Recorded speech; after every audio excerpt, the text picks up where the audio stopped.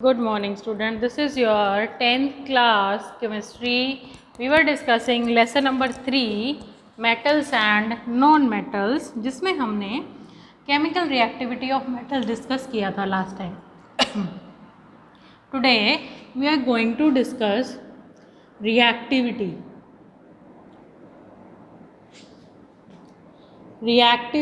of metals.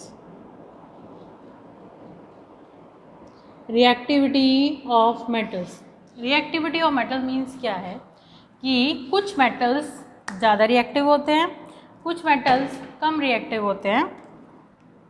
ठीक है, वो किस बेस पर डिपेंड करता है. ठीक है, और एक मेटल जैसे मान लो आपका यहाँ पर जिंक है, कॉपर है, जैसे आपका जिंक नहीं कॉपर का एग्जांपल लेना पड़ेगा आपको.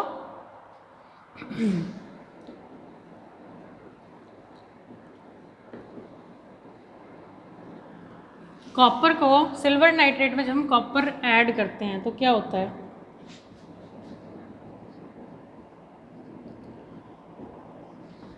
कॉपर ने सिल्वर को हटा दिया और उसकी जगह खुद एक सॉल्ट बना लिया. अब इस रिएक्शन को अगर हम रिवर्स करना चाहें तो ये रिएक्शन नहीं होगी. क्यों नहीं होगी? देखिए, कॉपर सिल्वर के को रिप्लेस करने की कैपेसिटी रखता है, लेकिन सिल्वर कॉपर को रिप्लेस करने की कैपेसिटी नहीं रखता. क्यों? क्योंकि ये ज़्यादा रिएक्टिव है. Copper is more reactive as compare to silver, silver is less reactive as compare to copper. So ये जो रिएक्टिविटी है किस बेस पर होती है, क्यों कोई मेटल ज़्यादा रिएक्टिव या कम रिएक्टिव होता है. आपके पास मेटल्स होते क्या हैं? बेसिकली मेटल्स होते हैं इलेक्ट्रोपॉजिटिव इन नेचर. क्या होते हैं? Electropositive in nature. मेटल्स की सबसे मेन प्रॉपर्टी है इलेक्ट्रोपॉजिटिविटी शो करते हैं वो, इलेक्ट्रॉन लूज करने की टेंडेंसी रखते हैं वो, और पॉजिटिव चार्ज गेन करने की रखते हैं टेंडेंसी. अब ह्यूमन बीइंग्स में, अगर स्टूडेंट्स में सबसे आइडियल स्टूडेंट किसको माना जाता है? हम बोलते हैं जो स्टूडेंट अच्छा पढ़ता है, इंटेलिजेंट है, सबकी रिस्पेक्ट करता है, आइडियल स्टूडेंट है. ठीक है, वो स्टूडेंट है, स्टूडेंट ही उसे माना जाता है जो अच्छे से पढ़ता है और रिस्पेक्ट करता है. लेकिन आजकल तो जो जिसने एडमिशन लिया स्कूल में दैट इज स्टूडेंट, वो स्टूडेंट है. ठीक है, जो पढ़ा है वो स्टूडेंट है. लेकिन मेन प्रॉपर्टी क्या है स्टूडेंट की कि वो अच्छे से पढ़े. ठीक है, अपने टीचर का कहना माने. ठीक है, इसी तरह से मेटल्स की मेन प्रॉपर्टी क्या है? वो इलेक्ट्रोपॉजिटिव है, इलेक्ट्रोपॉजिटिव नेचर शो करें. ठीक है, आपका सोडियम मेटल है, इलेक्ट्रॉन लूज करके पॉजिटिव चार्ज गेन कर लिया इसने, पॉजिटिव चार्ज आ गया इसके ऊपर. अब जितना ज़्यादा जल्दी ये इलेक्ट्रॉन लूज करके पॉजिटिव चार्ज ले लेता है, उतना ज़्यादा वो इलेक्ट्रोपॉजिटिव होता है, उतना ज़्यादा वो इलेक्ट्रोपॉजिटिव होता है. और कोई भी मेटल जितना ज़्यादा इलेक्ट्रोपॉजिटिव होता है वो उतना ही क्या होता है? रिएक्टिव. जितना ज़्यादा इलेक्ट्रोपॉजिटिव होता है वो उतना क्या होता है? Reactive. So more is the tendency to lose the electron and gain positive charge, more is the reactivity. ठीक है, इस चीज़ पर रिएक्टिविटी बेस करती है मेटल्स की कि वो कितना इलेक्ट्रोपॉजिटिव कैरेक्टर शो करते हैं. ठीक है, अब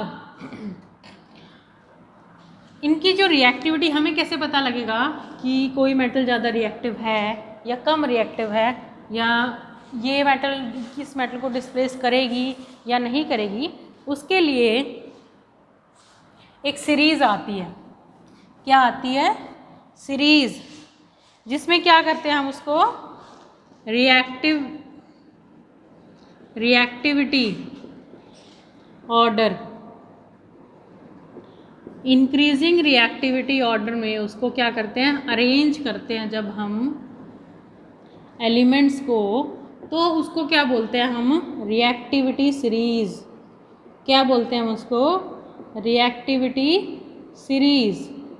ये रिएक्टिविटी सीरीज़ का जो स्टैंडर्ड चीज़ ली है वो हमने हाइड्रोजन ली है. हाइड्रोजन से रिएक्ट करने वाले, हाइड्रोजन से कम रिएक्ट करने वाले, हाइड्रोजन से ज़्यादा रिएक्ट करने वाले। ठीक है, हाइड्रोजन को हमने सेंटर पॉइंट लिया है। ठीक है, हाइड्रोजन से जो अबव हैं दे आर मोर रिएक्टिव, नीचे हैं लेस रिएक्टिव देन हाइड्रोजन। ठीक है, दो अबव हैं हाइड्रोजन से रिएक्टिविटी ऑर्डर में, वो हाइड्रोजन को रिप्लेस कर सकते हैं। बिलो द हाइड्रोजन है वो हाइड्रोजन को रिप्लेस नहीं कर सकते, हाइड्रोजन को हटा करके खुद कंपाउंड नहीं बना सकते। ठीक है, तो हमारी रिएक्टिविटी सीरीज जो है वो हाइड्रोजन को सेंटर मानती है। तो ये रिएक्टिविटी सीरीज क्या होगी आपकी, इंक्रीजिंग, ये इंक्रीजिंग ऑर्डर है आपका रिएक्टिविटी का, ऊपर से नीचे की तरफ डिक्रीज हो रही है। सेंटर का है, ये रहा हाइड्रोजन आपका। ठीक है, हाइड्रोजन से जो ऊपर वाली मेटल्स हैं कौन कौन सी आपकी, potassium, calcium, potassium, sodium, sodium, calcium, aluminium, zinc, iron, nickel, tin, lead, hydrogen,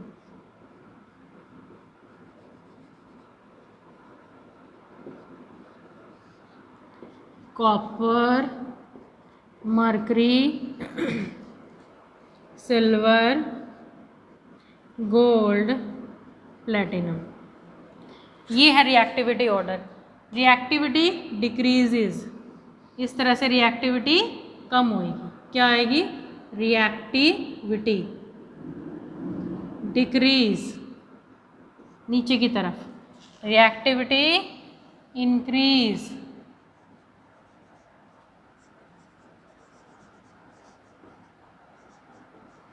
reactivity increase. Potassium, sodium, calcium, aluminium, zinc, iron, nickel, tin और लेड है, वो क्या है, इसमें क्या है, रिएक्टिविटी इंक्रीज हो रही है। कॉपर, मरकरी, सिल्वर, गोल्ड और प्लैटिनम, रिएक्टिविटी इनकी हाइड्रोजन से कम है, इनकी हाइड्रोजन से ज़्यादा है, यानी कि ये मेटल हाइड्रोजन को डिस्प्लेस कर सकती हैं।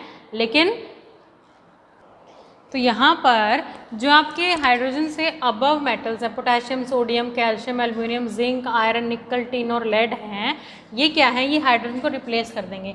चाहे वाटर से रिएक्ट करें चाहे एसिड से रिएक्ट करें, हाइड्रोजन को हटा करके अपनी जगह बना लेंगे।